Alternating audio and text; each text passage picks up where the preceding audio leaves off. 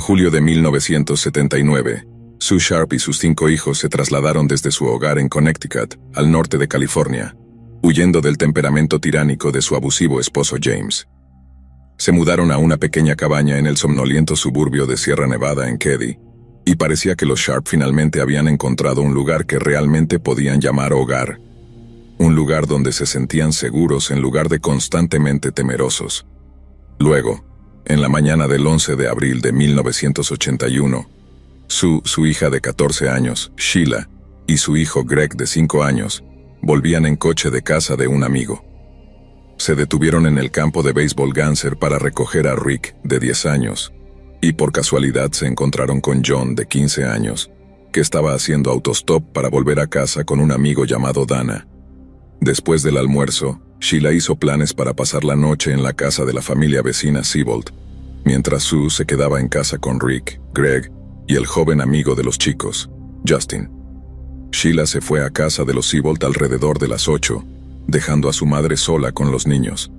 Tina Sharp, de 12 años, se unió a su hermana mayor por un corto tiempo, pero regresó a casa para acostarse alrededor de las 9:30. Sin que nadie lo supiera, esta sería la última vez que la familia Sharp estaría junta, ya que una tragedia horrible y evitable estaba a punto de cambiar sus vidas para siempre. La mañana siguiente del 12 de abril, Sheila llegó a casa después de su noche fuera y fue recibida por escenas que la atormentarían por el resto de su vida natural. Los cuerpos sin vida de su hermano mayor y su amigo yacían en el suelo de la sala de estar. Los 3 habían sido atados con cinta eléctrica, mientras que su madre parecía haber sido amordazada con un pañuelo azul. Quienquiera que los hubiera atacado lo había hecho de manera particularmente brutal. Se encontraron 2 cuchillos ensangrentados y un martillo en la escena, y uno de los cuchillos se había utilizado con tanta fuerza que estaba doblado en un ángulo de 30 grados. La evidencia de salpicaduras de sangre dentro de la casa indicaba que los asesinatos habían ocurrido todos en la sala de estar. Sin embargo, el asesino se había tomado el tiempo para organizar los cadáveres de sus víctimas en un espantoso tabló. Sue fue descubierta yaciendo de lado cerca del sofá de la sala. Desnuda de la cintura para abajo, había sido apuñalada en el pecho antes de que le cortaran la garganta, y la herida era tan profunda que cortó su laringe y rozó su columna vertebral. En el lado de su cabeza había una impresión que coincidía con la culata de una pistola de aire comprimido Daisy 880 Powerline, evidencia de que había sido golpeada con una para someterla. John y Dana ambos habían recibido golpes en el cráneo con un martillo de garra. Pero mientras que John tenía una gran herida en su garganta, los moretones alrededor del cuello de Dana sugerían que su asesino había optado por estrangularlo en lugar de desangrarlo. Sheila luego subió al piso superior para descubrir que los 3 niños más pequeños, Rick, Greg y Justin, estaban sanos y salvos en el dormitorio, pero descubrió que su hermana menor, Tina, no estaba por ningún lado. Sheila y la familia Siebold no escucharon nada alarmante durante la noche, pero una pareja que vivía en la casa número 16 cercana fue despertada a la 1:15 a.m., por lo que parecían gritos ahogados. Junto con la ausencia física de Tina en la escena, su chaqueta, zapatos y una caja de herramientas que contenían varias herramientas también faltaban en la cabaña. No había signos de entrada forzada. El teléfono de la cabaña había sido dejado descolgado y las cortinas estaban cerradas, lo que llevó a la policía a concluir que las víctimas conocían a su asesino, quien había intentado ocultar sus obras corporales antes de partir. Los sospechosos inmediatos incluyeron a un hombre que desapareció de Keddie poco después de los asesinatos y luego fue encontrado en Oregon, pero después de someterse a un examen de polígrafo sin incidentes, el sospechoso fue exonerado. Uno de los vecinos de los Sharp y madre del joven Justin, Marilyn Smart, más tarde afirmó haber encontrado una chaqueta ensangrentada que pertenecía a Tina en su sótano y haberla entregado a la policía. Su esposo también afirmó que le habían robado un martillo de garra de su casa, y a pesar de este pequeño detalle que lo hacía una persona de interés, los investigadores también se vieron obligados a descartarlo a medida que avanzaba su trabajo. El joven amigo de la familia, Justin Smart, dio versiones contradictorias de los eventos de la noche, incluido que había soñado detalles de los asesinatos. En su relato posterior de los eventos, contado bajo hipnosis, Afirmó haber escuchado ruidos extraños provenientes de la sala de estar mientras dormía en el dormitorio con Rick y Greg. Al investigar estos sonidos, vio a Sue con dos hombres, uno con bigote y cabello corto, el otro limpio y con cabello largo. Luego John y Dana entraron en la sala y comenzaron a discutir acaloradamente con los hombres, después de lo cual Tina fue sacada por la puerta trasera de la cabaña y nunca más se la volvió a ver. Se gastaron unas 4.000 horas hombre trabajando en el caso, con algunos oficiales de investigación describiendo el proceso como inútil y frustrante. Los rumores sobre que los crímenes eran rituales o motivados por el tráfico de drogas fueron descartados, ya que no se encontraron drogas ilegales ni parafernalia de drogas en el hogar. Un amigo de la familia más tarde dijo a los detectives que el amigo de John, Dana, había robado recientemente una cantidad desconocida de LSD a traficantes de drogas locales, aunque no pudo proporcionar pruebas de esta afirmación. La policía estaba tan desconcertada por los asesinatos que incluso teorizaron que podrían haber sido obra de los asesinos en serie, Henry Lee Lucas y Otis Toole, pero esta posibilidad fue descartada en diciembre de 1983.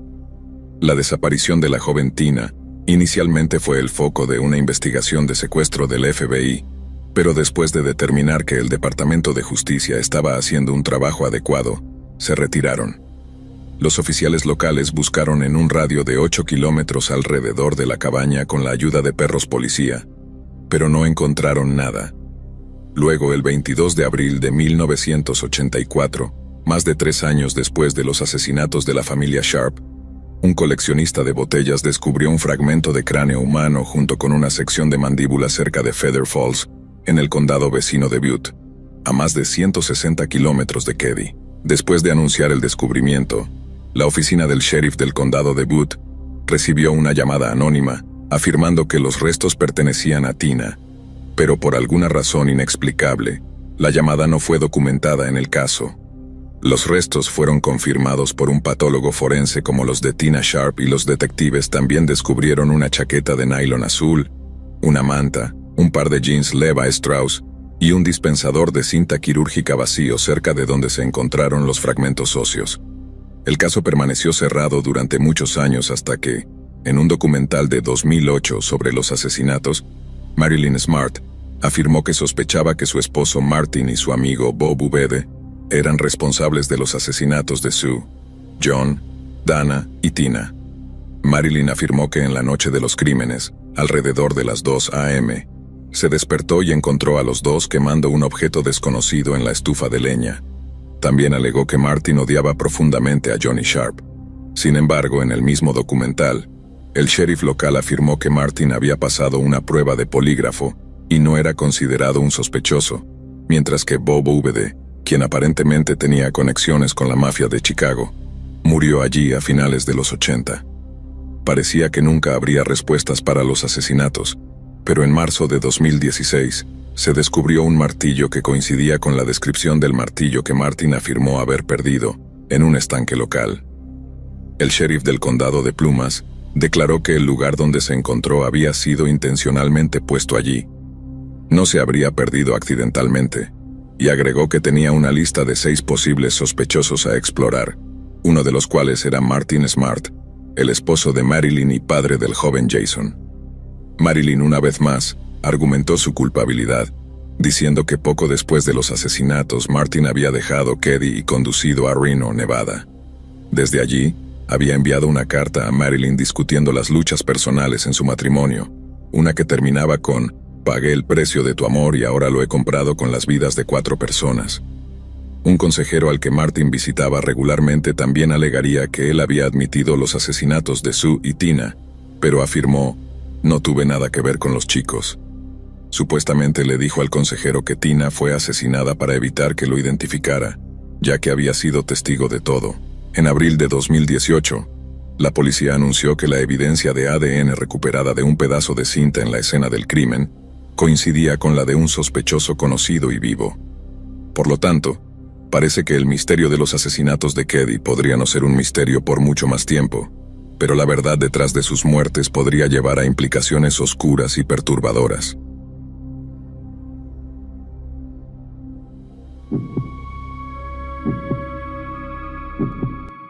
En junio de 1976, la acaudalada familia Robinson de Lathrop Village, Detroit, estaba de vacaciones en su casa de verano en el lago Michigan, al norte de Goodhart, cerca del estrecho de Mackinac. La pareja, Dick y Shirley, habían hecho su dinero a través de la publicación y la publicidad, y habían criado a 4 maravillosos hijos juntos en sus casi 20 años de matrimonio. Richard, de 19 años, Gary, de 16, Randall, de 12, y Susan, de 7. Para todos los que los conocían, los Robinson eran el modelo de una familia moderna, exitosa y feliz. Pero oculto justo debajo de la superficie, había un conjunto de oscuros secretos, algunos de los cuales eran considerablemente más siniestros que otros. No solo la nueva revista de arte de Dick comenzaba a tener dificultades, sino que su situación financiera general se veía bastante crítica. Las facturas de la empresa quedaban sin pagar, las cuentas bancarias sufrían actividades erráticas, e inversores cada vez más empezaban a dudar de que Dick Robinson pudiera generarles un retorno sobre su dinero. Pero además, la rotación de secretarias en las oficinas de Dick había alcanzado los 2 dígitos en la última década, con empleada tras empleada renunciando sin siquiera completar un año en su empleo.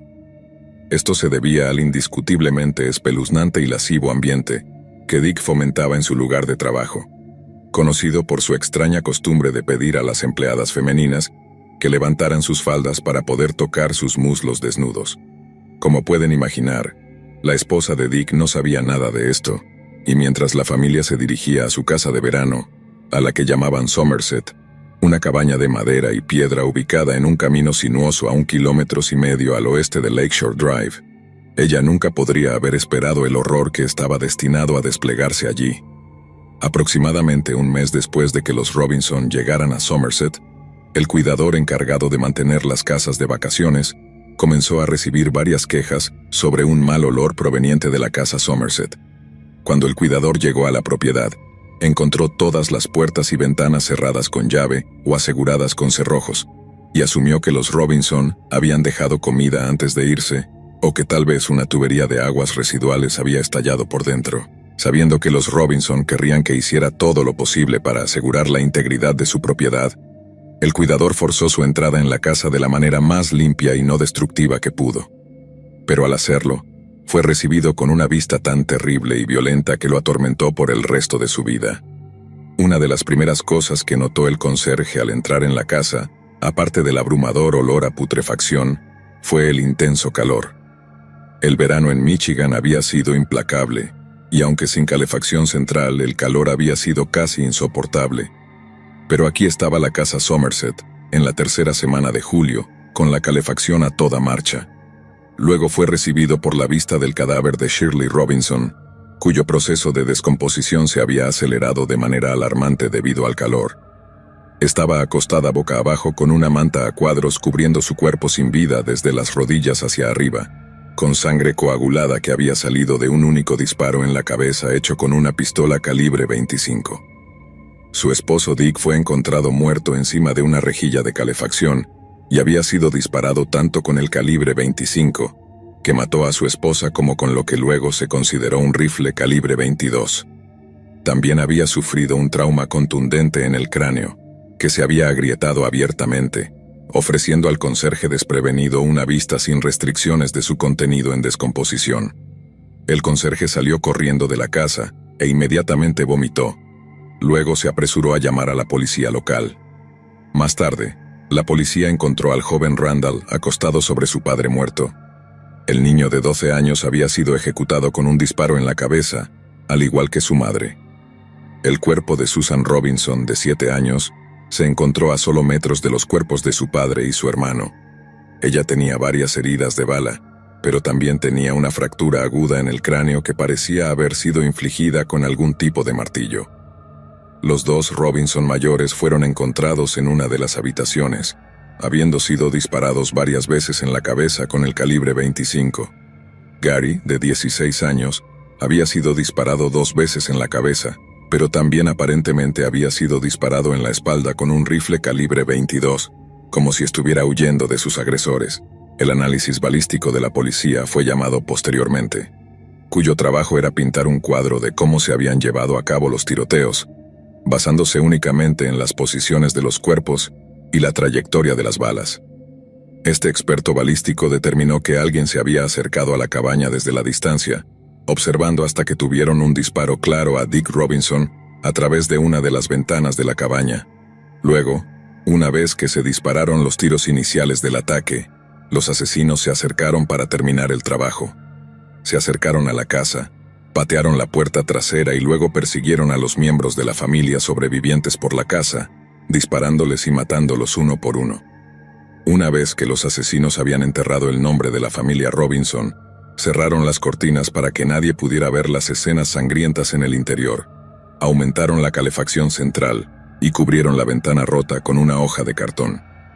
El hecho de que solo se encontraran un conjunto de huellas sangrientas en la escena del crimen indicaba que era obra de un solo asesino, uno que había encubierto tan bien sus rastros que no solo los asesinatos pasaron desapercibidos durante un mes entero, sino que el estado de descomposición dificultaba determinar exactamente cuándo habían ocurrido los asesinatos. Era evidencia de un ataque bien planeado y bien ejecutado por alguien que sabía lo que estaba haciendo, posiblemente incluso habiendo matado antes. Las últimas personas que vieron con vida a la familia Robinson fueron un par de podadores que habían sido contratados por Dick para podar los árboles en las inmediaciones de la cabaña. Los vecinos también recordaron haber escuchado ruidos fuertes y voces elevadas alrededor de finales de junio, pero asumieron que los disparos provenían de cazadores cercanos y no los reportaron. Dado el precario estado financiero de Dick, se puso gran énfasis en la posibilidad de que el sospechoso fuera un socio comercial agraviado o quizás un cliente sin pagar. Fue así como la policía llegó a entrevistar a un hombre llamado Joseph Scolaro, un ex soldado de 30 años que había estado trabajando para la agencia de publicidad de Robinson desde mediados de los 60. Los investigadores comenzaron a notar varias inconsistencias flagrantes en sus declaraciones, y una investigación más profunda reveló evidencia de que Scolaro estaba desviando grandes cantidades de dinero de la empresa. Aunque aparentemente no estaba conectado con los asesinatos, este detalle convirtió a Scolaro en una persona de interés, y pronto se convirtió en el foco de muchas horas de investigación policial. Posteriormente se descubrió que Joseph había visitado recientemente a un comerciante de armas local, donde había comprado 2 pistolas automáticas Beretta y un rifle Armalite AR-15. La policía verificó los calibres de estas armas y realizó un descubrimiento escalofriante. La pistola era de calibre 25 y el rifle de calibre 22, exactamente del mismo tamaño que las balas utilizadas para matar a la familia Robinson. Luego, durante el curso de su investigación, se descubrió que el suegro de Scolaro era el propietario de un campo de tiro local.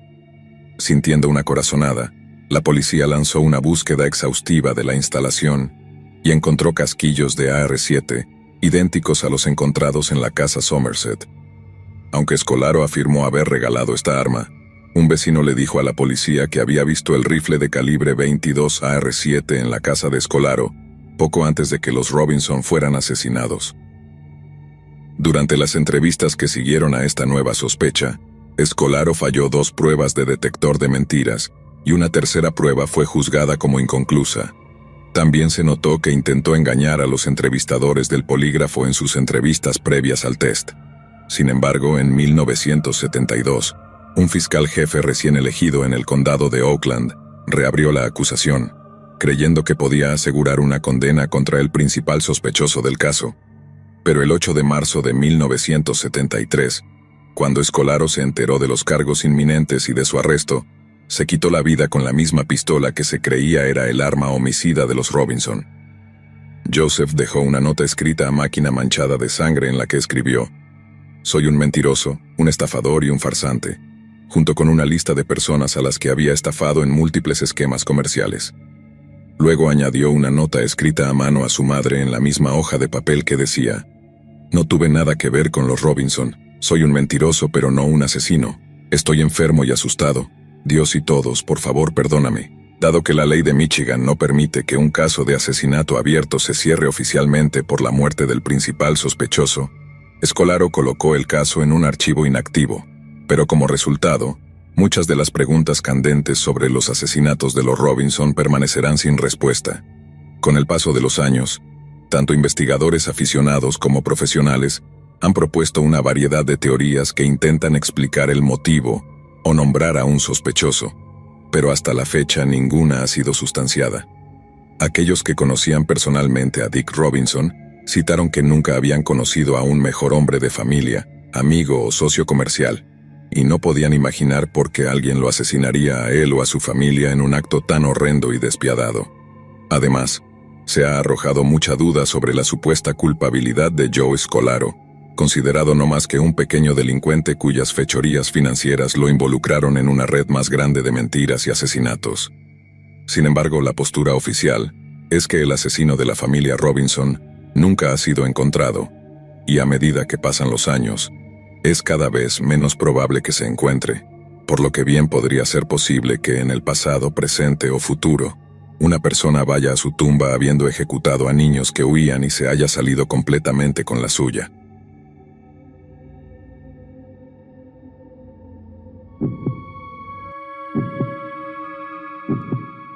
Nacido el 18 de abril de 1947, Herbert Mullin creció como el único hijo de un veterano de la Segunda Guerra Mundial en Salinas, California. Adecuado a su servicio en tiempos de guerra, el padre de Herbert era la definición misma de un estricto padre veterano de combate, y dirigía su hogar como una base militar. A menudo hablaba de su tiempo en combate, recordando a su familia y especialmente a Herbert, que él había derramado sangre alemana para que ellos no tuvieran que hacerlo. Como resultado, la visión del mundo de Herbert giraba en torno a la lealtad, la disciplina y el combate marcial. Por lo tanto, podría sorprenderte saber que Herb creció para ser un joven notablemente bien adaptado. Su padre era estricto, pero no brutal ni malintencionado, y le enseñó a Herbert habilidades sociales que llevaron a que sus compañeros de la secundaria San Lorenzo Valley lo votaran como el más probable de tener éxito. Sin embargo, en 1965, poco después de graduarse, uno de los mejores amigos de Herbert fue asesinado en un extraño accidente automovilístico después de que un conductor ebrio se estrellara contra él al correr en una curva ciega en una autopista de California. Herbert quedó absolutamente devastado por el sinsentido de la muerte repentina, y esto lo llevó a entrar en un periodo de profunda depresión del cual nunca se recuperó completamente. Dentro de un mes de la muerte de Dean, Herbert había construido un pequeño santuario para él en su dormitorio, que consistía en unas cuantas velas encendidas, una foto del anuario y algunas posesiones de Dean. Cuando la novia de Herbert vio el santuario, se sintió extremadamente perturbada. Lamentar la muerte repentina de un ser querido era una cosa, pero Herbert parecía estar peligrosamente obsesionado con su difunto amigo. Sus sospechas se confirmaron cuando Herbert expresó realmente miedos de que podría ser gay, y que la pérdida era tan dolorosa porque estaba enamorado de Dean. Si esto era cierto o no, nadie puede estar seguro. Por abierta y aceptante que intentara ser su novia, la aplastante depresión de Herbert causó una profunda brecha entre ellos. Herbert comenzó a experimentar con marihuana y LSD, automedicándose con la esperanza de que los alucinógenos le brindaran una mayor sensación de aceptación. Esto solo amplió la brecha entre él y su novia, y poco después, la pareja terminó. Las cosas se pusieron tan mal que, en 1969, a la edad de solo 21 años, Herbert accedió a la sugerencia de su familia de internarse en una instalación psiquiátrica segura para que su depresión pudiera ser tratada adecuadamente. Sin embargo, dado que su internamiento fue puramente voluntario, Herbert solo permaneció como paciente durante un periodo relativamente breve. Saltó de institución en institución, profesando un deseo de mejorarse, pero nunca logrando progresar. Después de aparentemente renunciar por completo a los tratamientos de salud mental, el comportamiento de Herbert dio un drástico giro para peor y comenzó a mostrar síntomas de esquizofrenia paranoide. Después de solo un corto arrendamiento en un bloque de apartamentos en Salinas, Herbert recibió un aviso de desalojo después de golpear repetidamente en el suelo del apartamento y gritar a personas que no estaban allí. Ahora efectivamente sin hogar, intentó entrar al sacerdocio, pero aquellos con quienes habló reconocieron que algo estaba terriblemente mal con Herbert, y fue rechazado. En 1972, Herbert, que entonces tenía 25 años, fue arrestado por vagancia por un oficial de policía que lo encontró quemándose con un cigarrillo encendido. Dado que estaba claro que era completamente incapaz de cuidarse a sí mismo, los padres de Herbert lo acogieron de nuevo y, Durante un tiempo, vivir en su hogar en Felton causó un aumento positivo en su comportamiento. Pero parece que este periodo fue simplemente una oportunidad para que Herbert organizara sus dispersos y aterradores pensamientos en una visión del mundo estructurada pero peligrosamente insana. El cumpleaños de Mullin era el 18 de abril, la misma fecha del gran terremoto de San Francisco de 1906. Justo antes del amanecer, el terremoto golpeó la costa del norte de California con una magnitud estimada de 7.9 en la escala de Richter. Los intensos temblores se sintieron desde Eureka en la costa norte hasta el valle de Salinas, y pronto se desataron devastadores incendios que duraron varios días. Más de 3.000 personas murieron, y más del 80% de la ciudad de San Francisco fue destruida en lo que fue uno de los terremotos más mortales en la historia de Estados Unidos. Leer sobre el desastre durante su infancia parece haber tenido un profundo efecto en Herbert, y el evento se convirtió en una pieza central de su retorcida ideología. Convenció a sí mismo de que solo el sacrificio humano podría saciar la sed de sangre de algún antiguo mal subterráneo que causaba los masivos temblores con el fin de recibir almas frescas para devorar. Esta idea solo se cimentó cuando Herbert compiló una línea de tiempo de los terremotos en California, con una línea de tiempo de las guerras extranjeras estadounidenses. El terremoto de 1906 había sido devastador, pero ocurrió en un tiempo de paz entre la rebelión Boxer y la llamada rebelión Crazy Snake, que vio a los caballeros estadounidenses enfrentarse a los nativos americanos Muskogee. Los terremotos durante las dos guerras mundiales y el conflicto coreano disminuyeron drásticamente, con el mayor número de muertes de cualquier ser siendo solo 12 personas. Sin embargo, en 1933, el mismo año en que Estados Unidos se retiró de Nicaragua, un terremoto golpeó Long Beach que mató a alrededor de 120 personas. Lo mismo se aplicó para el apogeo de la guerra de Vietnam, con muertes por terremotos cayendo casi a nada. Sin embargo, en 1971, con el combate entre las fuerzas estadounidenses y los insurgentes comunistas disminuyendo, el Valle de San Fernando fue golpeado por un terremoto que quizás solo mató a 50 o 60, pero hirió a miles. Herbert vio esto como una advertencia de lo que sea que el antiguo diablo habitara en lo profundo de la tierra, y se tomó a sí mismo la tarea de salvar a sus compañeros californianos del inminente peligro, incluso si tenía que derramarse sangre para hacerlo. Es importante destacar que estas estadísticas de terremotos son completamente precisas, hasta el punto de que incluso un hombre sano y sobrio podría notar una curiosa correlación entre las muertes en combate y las víctimas de terremotos.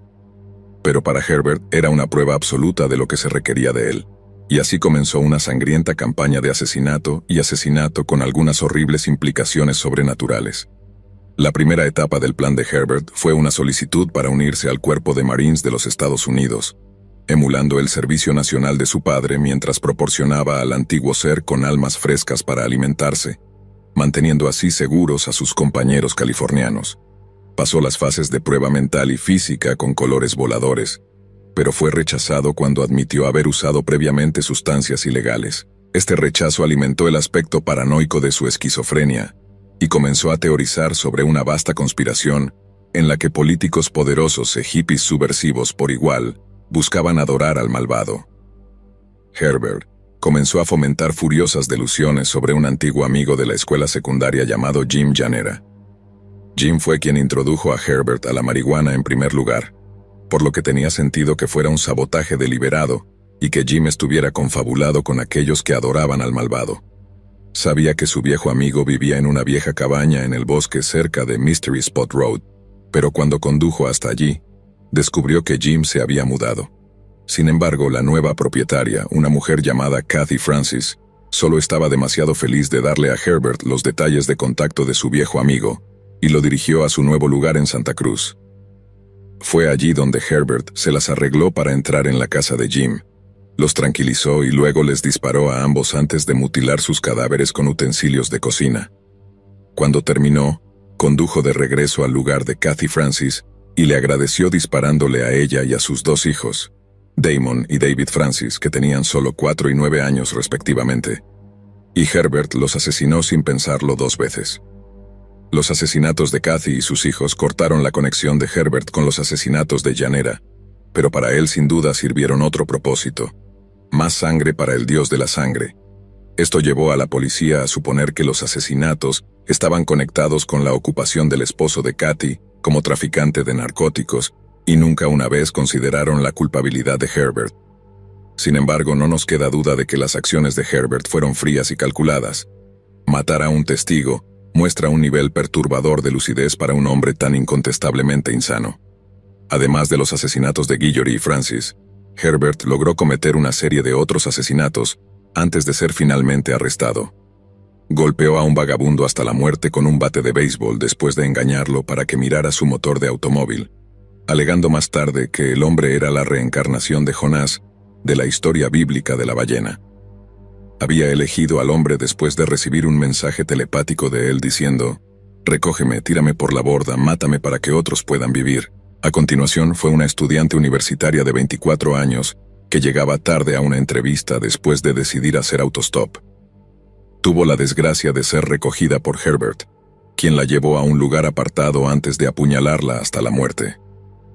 Al igual que los Guillory, Mary Guilfoyle tuvo su cuerpo mutilado por Herbert una vez que estaba muerta, quien alineó una carretera de la ladera con sus extremidades y órganos antes de huir de la zona, dejando un horrendo descubrimiento para el próximo conductor desprevenido. A pesar de haber cometido crímenes tan brutalmente horribles, la visita de Herbert a la iglesia católica St. Mary en Los Gatos revela su aparente arrepentimiento.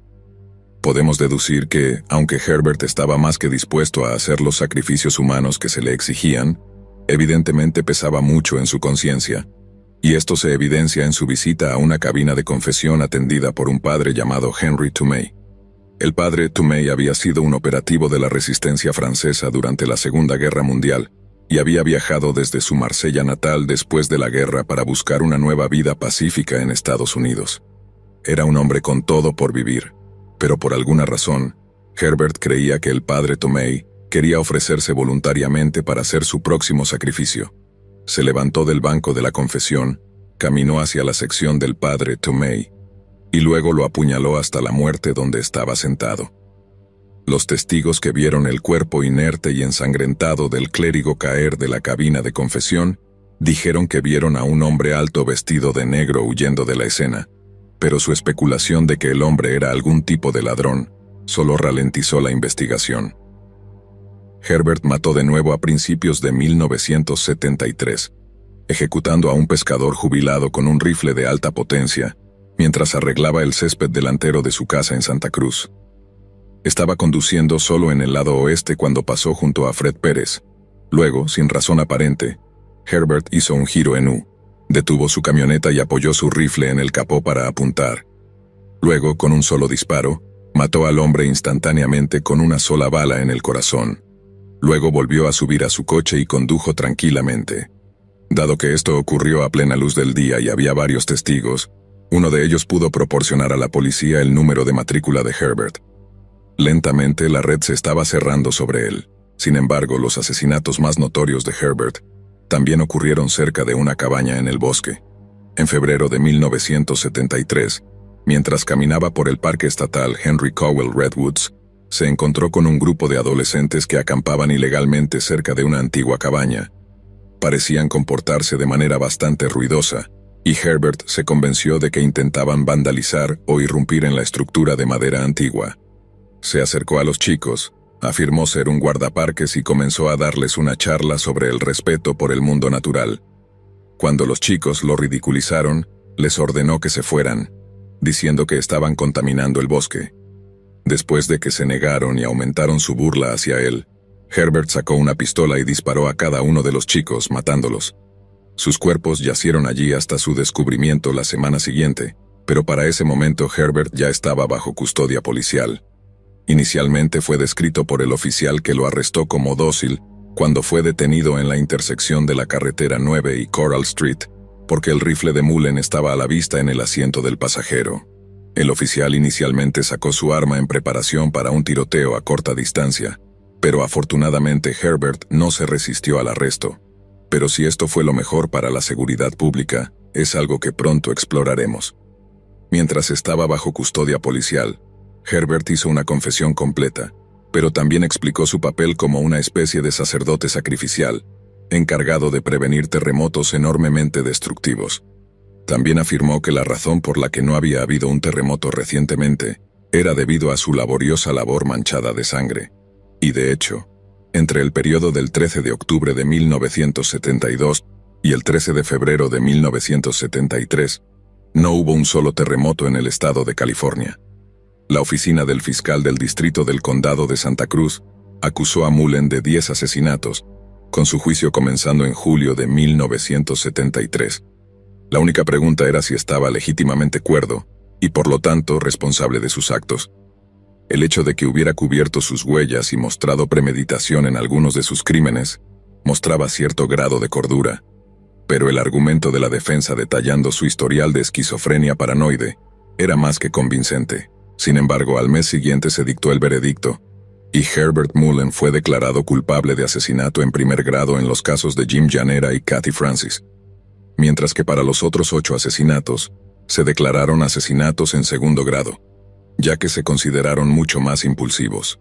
Fue condenado a cadena perpetua en el condado de Santa Cruz, y se le ha negado la libertad condicional 11 veces desde 1980. Dado que su estado mental es altamente inestable, es francamente un milagro que haya evitado la detención permanente en un hospital mental. Pero, de nuevo, tal vez Herbert Mullins no esté tan loco como pretende. Porque justo 11 días después de su arresto, el punto Magoo del sur de California fue golpeado por un terremoto de magnitud 5.8 en la escala de Richter, causando más de $1 millón en daños a la propiedad.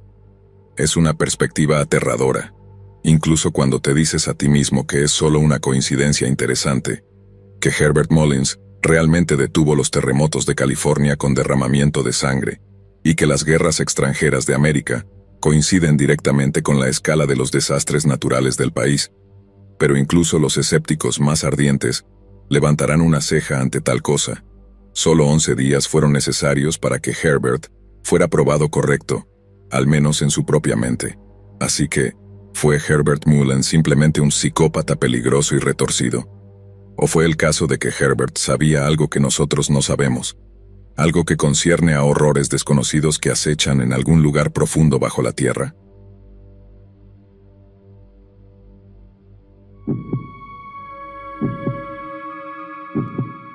No tuve mucho de familia. Mi madre murió después de que sus padres la rechazaran, y mi padre estuvo entrando y saliendo de hospitales psiquiátricos antes de quitarse la vida. El único pariente vivo que conocía era mi tío paterno, pero uno de los pocos secretos oscuros sobre mi familia que realmente conocía era que mi tío se culpaba por la muerte de mi padre. Como resultado, se construyó una cabaña de troncos en Chihuahua y había estado viviendo en aislamiento desde entonces. Pero como solo tenía una idea aproximada de dónde estaba la cabaña y aún menos ganas de contactarlo, para mí estaba tan muerto como mis padres, porque la verdad es que yo también lo culpaba por la muerte de mi padre. Tener a alguien a quien dirigir mi ira, alguien a quien culpar, era lo único que me permitía tener un poco de paz después de una infancia terrible y miserable. Contra todo pronóstico, para el verano de 2015, realmente había construido algo parecido a una vida para mí aquí, en el área de Monterrey. Era subgerente de un pub cervecero. Tenía un apartamento pequeño pero bonito. E incluso tuve un par de citas aquí y allá. Estaba firmemente en proceso de dejar atrás mi vieja vida, y eso se sentía mejor de lo que puedo describir. Luego llegó la carta que cambió todo. Era de una oficina de abogados en Monterrey, Nuevo León, y tan pronto como vi de qué estado provenía el matasellos, tuve una corazonada de la noticia que seguía. Y efectivamente era una carta que decía que mi tío había muerto y que este tipo había sido encargado de dividir la herencia de mi tío entre sus parientes supervivientes. Siempre había asumido que no tenía mucho dinero y tenía razón al respecto, pero eso no significaba que no me hubieran asignado algo en su testamento. Sin embargo, irritantemente, tendría que ir todo el camino hasta Monterrey para descubrir qué era. Llamé a la oficina del abogado, mentí sobre estar demasiado ocupado para hacer el viaje y simplemente pregunté directamente qué me habían dejado en el testamento. Así que imagina mi curiosidad cuando este tipo me dice que no tiene idea de qué es, que todo lo que tiene es una llave de una caja de seguridad ubicada en un banco de Monterrey. Había sido pagado para asegurarse de que abriera la caja y comprendiera la importancia del contenido nada más, Su única motivación era que su pago estaba encerrado dentro de la caja también. Sonaba como el argumento de una mala película, y solo una vez que el abogado me aseguró que hablaba en serio, comencé a creerlo. Parte de mí no quería tener nada que ver con ello, y me decía que solo sería remover viejas heridas, revivir un pasado que había trabajado tan duro para dejar atrás. Pero la tranquilidad no paga las facturas, y por avaricioso que suene, si había dinero por obtener, quería una parte de él. Así que tomé mediodía un viernes, el 17 o el 19 de julio creo que era, y comencé el viaje de ida y vuelta de 5 horas y media a Monterrey, Nuevo León. Es un viaje bastante bonito en verano, y las vistas tranquilas y el creciente sentimiento de temor duraron tanto como pudieron. Pero cuando llegué a las oficinas hogareñas y pintorescas de la firma de abogados Stevens & Day, sentí que estaba al borde de un ataque de pánico menor.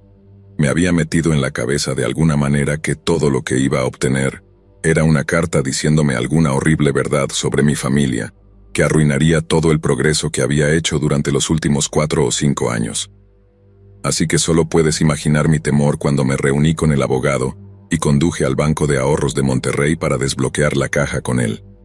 Estaba realmente nervioso, para cuando el gerente del banco nos llevó a la habitación que albergaba las cajas de depósito, y cuando la abrí para revelar solo un fajo de efectivo y una sola carta, pensé que mis peores miedos se habían confirmado. El abogado tomó el dinero, pero cuando llegó el momento de abrir la carta, obviamente dudé. Llegó al punto en que el tipo me preguntó si realmente iba a leerla, o si quería un tiempo a solas. Cuando le hice lo que pensé que era una solicitud bastante inusual, quería que él leyera la carta por mí, y luego la resumiera de manera tan clínica y fría como fuera posible. Sabía que no podría obligarme a leerla durante mucho tiempo, pero al mismo tiempo tenía que saber qué decía. Él era sangre, y por mucho que lo odiara, sabía que honrar su mensaje final era, como mínimo, lo correcto. Observé la cara del abogado todo el tiempo mientras D sellaba el sobre, sacaba la carta y comenzaba a leer. Escaneó brevemente el contenido antes de que una expresión de desconcierto apareciera en su rostro, y sintiendo mi impaciencia simplemente me mostró lo que estaba escrito. No era una disculpa extensa ni una explicación. No era una despedida ni una solicitud moribunda. Todo lo que estaba escrito eran un conjunto de números que supuse que eran coordenadas y 3 palabras garabateadas. Quémalo todo. Cuando el abogado me preguntó qué significaban las coordenadas, no tuve una respuesta para él, pero solo hizo falta una rápida búsqueda en Google para descubrir que señalaban un lugar aparentemente aleatorio en el área de conservación de los lagos de Pskónik. No estaba seguro, pero estaba bastante seguro de que esta era la ubicación de su cabaña, pero qué quería que quemara era un completo misterio para mí. En el espacio de unos 10 minutos, pasé de no querer tener nada más que ver con una situación tan sombría a estar consumido por una curiosidad mórbida.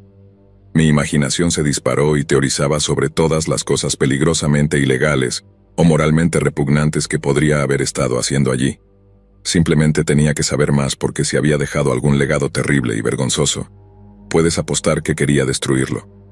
El viaje de regreso a Stevens & Day me dio la oportunidad de interrogar educadamente al abogado sobre la muerte de mi tío. Supuse que si había caído enfermo o había muerto en casa, entonces alguien debía haber visto el interior de su cabaña. Pero según el abogado, mi tío se había conducido al hospital aproximadamente una semana antes de morir, y había hecho el arreglo de la caja de seguridad con él meses antes. Así que, en todos los aspectos, la única persona que había visto el interior de esa cabaña de troncos era mi tío. Antes de salir de la oficina del tipo, le pedí su consejo y nunca olvidaré lo que dijo. Bueno, como solía decir mi abuelo, a veces las cosas te entierran si no las entierras primero. Y tenía razón, no podía perder más el sueño por esta tontería. Casi me mata una vez antes y no iba a permitir que eso volviera a suceder. Estaba claro lo que tenía que hacer. Conducir hasta esa cabaña, hacerle a mi tío un último favor y quemar cualquier horrible verdad que contuviera hasta convertirla en cenizas. Planeé registrarme en un hotel cercano, luego salir al amanecer a la mañana siguiente. Después de 8 horas de sueño, pero 8 horas de sueño resultaron ser bastante ambiciosas, cuando el reloj en la pared del motel avanzó hasta las 2 a.m., pensé que un mejor uso de mi tiempo sería buscar en Google Maps la mejor ruta hacia la cabaña. Luego, Cuando los primeros rayos de luz azul comenzaron a asomarse por el horizonte, estaba empacado y listo para partir. No creía que necesitara mucho, solo un bidón de gasolina y una caja de cerillos, y eso fue fácil de conseguir. Luego, una vez que tuve uno de esos cafés extra grandes de la gasolinera en mi portavasos, estaba casi listo para el viaje de 3 horas hasta los lagos. Todo el viaje tuve esas 3 palabras resonando en mi cráneo: quémalo todo. Nunca había estado tan consumido por la curiosidad en toda mi vida. Era un dolor, como esa sensación cuando aguantas la respiración durante demasiado tiempo y solo necesitas soltarlo todo. Tenía que saber cómo había vivido mi tío durante los últimos 30 años y qué era lo que quería que quemara. Pero explorar esa cabaña sería arriesgar mi cordura cuando podría simplemente quemar la cosa hasta los cimientos y alejarme y seguir viviendo. Traté tanto de decidir qué hacer, pero la verdad es que no supe qué iba a hacer hasta que estuve cara a cara con la vieja y podrida cabaña, cara a cara con la verdad. Cuando estaba casi seguro de que estaba a poca distancia de las coordenadas de la carta, aparqué mi coche en un viejo estacionamiento cerca de un sendero. Luego me dirigí hacia el noroeste, hacia lo que asumí que sería la cabaña. Pero, alrededor de media hora más o menos en mi caminata, comencé a notar algo bastante inusual sobre la flora del área, y no pasó mucho tiempo antes de que un sitio en particular me detuviera en seco. Allí, yaciendo en la tierra frente a mí, había lo que parecía una mezcla entre un montón de carne picada y un cerebro. A primera vista realmente pensé que era carne viviente, o al menos una vez viviente. El tono y la textura eran casi idénticos a la carne, pero pronto me di cuenta de que lo que estaba viendo era en realidad un tipo de hongo. Más tarde descubrí que era Gyromitra esculenta, o más comúnmente hongo cerebral, y aunque puede ser muy venenoso, no es una vista poco común en los bosques del noreste. Sin embargo, lo que no era común era la frecuencia con la que veía el hongo de aspecto distintivo alrededor del bosque, y esos no eran los únicos hongos extraños que encontré allí. La siguiente variedad que vi fue aún más espeluznante que la anterior. Mientras que el hongo cerebral era simplemente de aspecto asqueroso, confundí los hongos diente del diablo con trozos de tejido humano sangriento. Adelante, búscalos, verás a qué me refiero. Los ejemplares más jóvenes básicamente sangran una sustancia de color rojo brillante, que luego descubrí que contiene propiedades anticoagulantes. En otras palabras, parece sangre, y puede hacerte sangrar más fácilmente. Espeluznante, ¿verdad? Pero de nuevo, no tan espeluznante como la cantidad de esos pequeños hongos repugnantes que estaban esparcidos por todo el bosque. Estaban en todas partes, a veces 2 o 3 alrededor de la base de cada árbol, y cuanto más me acercaba a las coordenadas, más parecía haber. Tenía esta aplicación de GPS en mi teléfono que me ayudaba a mantener un registro de dónde estaba, y no tenía que preocuparme porque el servicio de celular se cortara porque funcionaba sin conexión. Pero, como resultó, no necesité ningún equipo sofisticado para encontrar mi camino hacia la cabaña. Todo lo que tenía que hacer era seguir los hongos. Olí la cabaña antes de verla. Era un olor penetrante, casi a carne estofada, pero con un tinte enfermizo y podrido. Y cuando finalmente vi el sucio revestimiento de madera a través de los árboles, casi tuve que cubrirme la boca y la nariz para seguir adelante. La cosa estaba cubierta de esos hongos cerebrales y dientes del diablo, anidados donde la madera se encontraba con el suelo o donde la humedad podían aferrarse bajo los alféizares de las ventanas. No puedo enfatizar lo exhausto que estaba en este punto, tampoco. Era casi mediodía, uno de esos días nublados de verano que simplemente sellan toda la humedad como una tapa en un frasco, y había estado caminando con aproximadamente 2 galones de gasolina en mi mochila, lo cual, déjame decirte, no era una hazaña fácil. Solo quería terminar las cosas para poder regresar a mi coche, pero un pensamiento me golpeó mientras sacaba el bidón de gasolina de mi mochila. No tenía idea de a qué se debía el olor, era debido a algún tipo de gas inflamable. Quizás eso es lo que mi tío quería decir cuando me dijo que lo quemara todo. Tal vez estaba preparado para encenderse, y todo lo que necesitaba hacer era lanzar una cerilla. Pero si realmente era inflamable, la intensidad de los vapores significaba que corría el riesgo de explotar si simplemente lanzaba una llama abierta desde una distancia de un brazo.